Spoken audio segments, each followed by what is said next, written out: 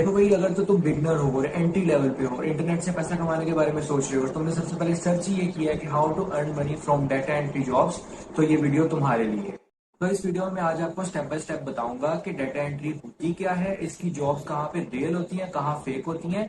इसके अलावा ये भी कि डाटा एंट्री आपके लिए वर्थ भी रखती है या नहीं, कहीं आप लोग अपना टाइम जाया तो नहीं कर रहे, और अगर टाइम जाया नहीं कर रहे तो इससे आप कितना पैसा कमा सकते हैं।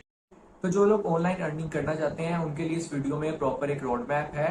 तो आप लोग इस वीडियो को एंड तक जरूर देखिएगा ताकि कोई भी डिटेल मिस ना हो जाए। मैं हूं जहांजेब और आप देख रहे हैं जहांजेब शहजाद चैनल। तो चलिए शुरू करते हैं।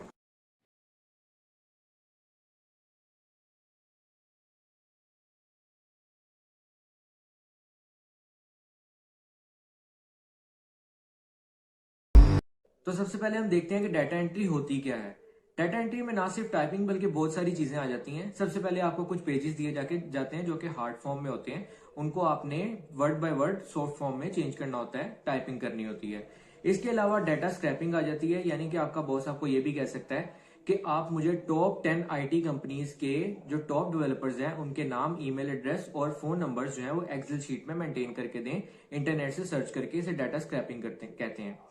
इसके अलावा आपको कुछ बिलिंग कंपनीज होती हैं, वो आपको डिफरेंट किस्म की इनवॉइसेस देती हैं हार्ड फॉर्म में।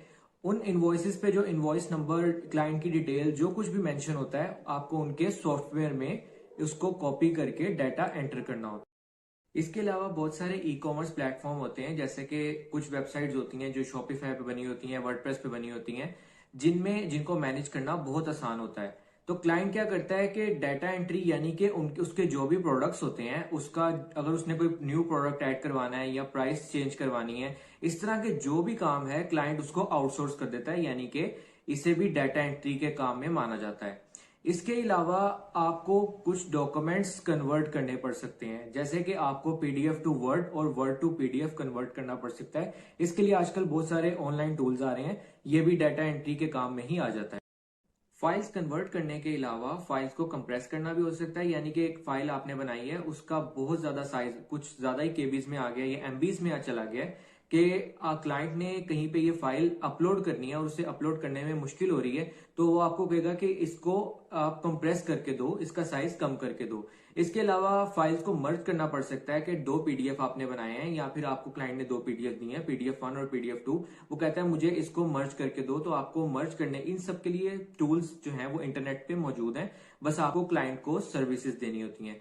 इसके अलावा एक्सेल शीट में आपको डाटा मिल सकता है, उसको सॉर्ट करना होता है, आपको एक्सेल भी आना चाहिए, उसके सारे जो है वो फॉर्मूलाज वगैरह आपको पता होने चाहिए।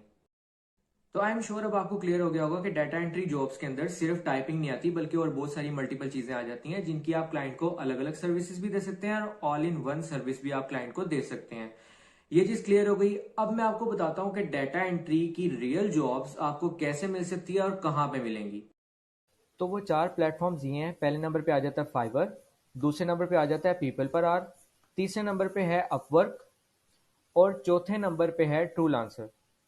तो सबसे पहले हम अगर फाइवर की बात करें, यहाँ पे मैं आपको अगर दिखाता हूँ कि अगर मैं यहाँ पे सिंपल डाटा एंट्री सर्च करूँ तो यहाँ पे मेरे पास देखें पहले से ही ऑप्शन आना शुरू हो जाते हैं। हम सिंपल डाटा एंट्री सर्च करते हैं तो देखिएगा हमारे पास बहुत ज़्यादा ऑप्शंस, बहुत ज़्यादा जॉब्स और बहुत ज़्यादा प्रोफाइल्स आ जाएंगी। जो अब यहाँ पे दो तरह के हैं। यहाँ पे वो लोग भी हैं जो कि डाटा एंट्री का काम कर रहे हैं, उन्होंने अपनी प्रोफाइल्स बनाई हुई हैं कि हम ये सर्विसेज देते हैं, जैसे इसने ये लिखा हुआ है कि web search, Excel formatting, email finding और वेब स्क्रैपिंग, कॉपी पेस्ट, ये सारी चीज़ें ये कर सकता है। और इसने ये अपनी एक एड लगाई हुई है और उसने कहा है कि ये सारी सर्विसेज मैं आपको दूंगा इतने रुपीज़ में। तो यहाँ पर कुछ लोग क्लाइंट्स भी होते हैं जो जिन्होंने अपने प्रोजेक्ट्स डाले होते हैं कि वो उन प्रोजेक्ट्स को करने के पैसे लेते हैं। और कुछ यहाँ पर लोग भी होते हैं, जैसे कि मैं आपको ये एडवाइस करूँ कि आप यहाँ पे अपनी प्रोफाइल बनाएं और आप अपने यहाँ पर इस तरह अपनी प्रोफाइल बना के आप ये लिख सकते हैं कि आप क्या क्या काम डाटा एंट्री के अंदर कर सकते हैं। और उसके अलावा आप वहाँ पर अपनी जो भी डिटेल्स है वो भी मेंशन कर सकते हैं और अपनी प्राइस भी मेंशन कर सकते हैं कि आप वो सर्विसेज देने के आप कितने पैसे लेंगे। अब सेकंड पे आ जाता है पीपल पर आर। इस पे भी इसी तरह मैं आपको यहाँ पे भी, क्योंकि अभी हम डाटा एंट्री की बात कर रहे हैं, तो डाटा एंट्री सर्च करके मैं आपको दिखा देता हूँ कि यहाँ पे क्या रिजल्ट्स आते हैं। देखें यहाँ भी इसी तरह मल्टीपल, जैसे कि वहाँ पे था, लोग पर आवर के हिसाब से यहाँ पे काम कर रहे हैं कि हम ये सारी सर्विसेज देंगे और हम पर आवर $10, $15, $20 इस तरह हम पैसे लेंगे। और अब हम आ जाते हैं तीसरे हमारे प्लेटफॉर्म की तरफ, जो कि है अपवर्क। ये भी एक बहुत फेमस प्लेटफॉर्म है। यहाँ पे भी हम डाटा एंट्री सर्च कर लेते हैं। यहाँ पे भी देखिएगा,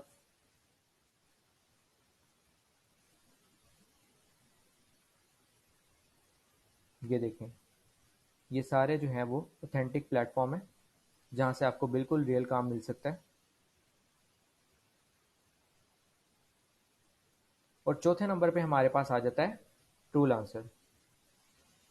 आपको यहाँ पे गाइस इन चारों प्लेटफॉर्म्स पे आपको पहले अपनी प्रोफाइल बिल्ड करनी पड़ेगी। आपको प्रोफाइल पूरी बनानी पड़ेगी, जिस तरह हम लिंक्डइन पे अपनी प्रोफाइल बनाते हैं, वहाँ पे अपने बारे में सारा कुछ बताते हैं। आपको सारा कुछ बताना पड़ेगा अपने बारे में कि आपकी क्या क्या स्पेसिफिकेशंस है, आप क्या क्या कर सकते हैं, क्या नहीं, मतलब नहीं करने का तो नहीं बताना, लेकिन आप क्या क्या कर सकते हैं, कौन कौन सी सर्विसेज आप दे सकते हैं क्लाइंट को।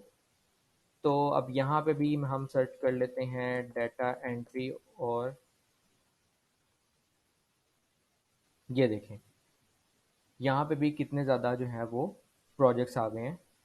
आप व्यू और अप्लाई पे क्लिक करेंगे, अंदर उसकी डिटेल्स पढ़ेंगे, डिस्क्रिप्शन पढ़ेंगे, उसने क्या पॉइंट्स दिए हुए हैं, उसको क्लाइंट की क्या रिक्वायरमेंट है, वो क्या चाहता है, और आप ये काम कर भी सकते हैं नहीं, अगर कर सकते हैं तो कितनी देर में कर सकते हैं।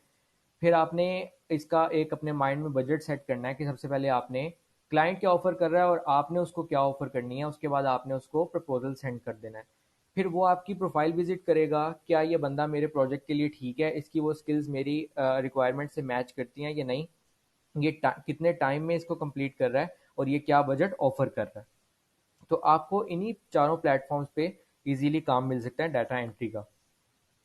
मैं आपको ये भी बताऊंगा कि फेक कहाँ पे मिल सकता है, लेकिन वो आगे चल के देखते हैं। उसको आपने लेकिन इन्हीं चारों पे आपने फोकस करना है। एक चीज का आपने इसमें बहुत ख्याल रखना है कि अगर आप इन प्लेटफॉर्म्स पे काम करते हुए किसी क्लाइंट को प्रोजेक्ट डिलीवर करते हैं, सबमिट करवाते हैं, तो आपको वो पेमेंट जो है उस प्रोजेक्ट की वो भी इसी प्लेटफॉर्म के अंदर ही करवाएगा। अगर कोई आपको क्लाइंट ये कहता है कि आपने उसको अपना प्रोजेक्ट सबमिट करवा दिया है और वो आपको कहता है कि मैंने आपको पेमेंट ट्रांसफर करनी है, आपका अकाउंट ओपन करवाना है उसके लिए, तो आप थोड़ी सी सिक्योरिटी अमाउंट हमें सबमिट करवा दें, चाहे वो $10 $5 ही क्यों ना हो, आपने वो नहीं करवानी। इस तरह के जो प्रोजेक्ट्स होते हैं, चाहे वो इन्हीं प्लेटफॉर्म्स पे हो, वो फेक होते हैं। जो भी क्लाइंट आपसे पैसे मांगे, सिक्योरिटी मांगे, जब आप उसको काम करके दे रहे हैं तो सिक्योरिटी किस बात की। तो इस तरह के जो प्रोजेक्ट्स होते हैं वो आपने इस प्लेटफॉर्म पे भी नहीं लेने जो कि फेक होते हैं। इन्हीं प्लेटफॉर्म्स के ऊपर आपको रियल काम मिलेगा।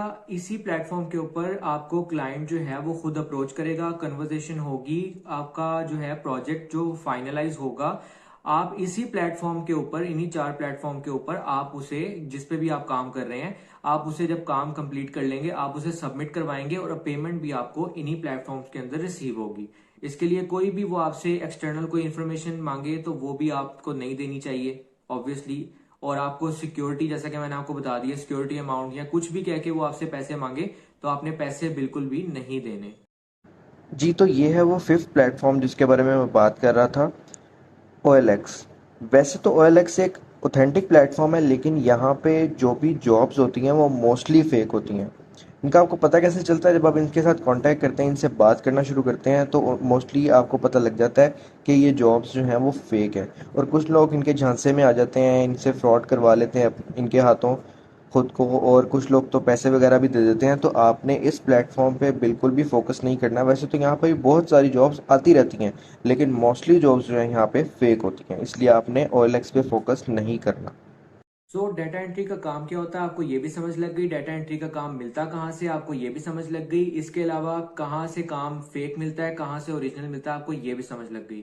अब लास्ट में ये आता है कि डाटा एंट्री के बारे में मेरा पर्सनल ओपिनियन क्या है।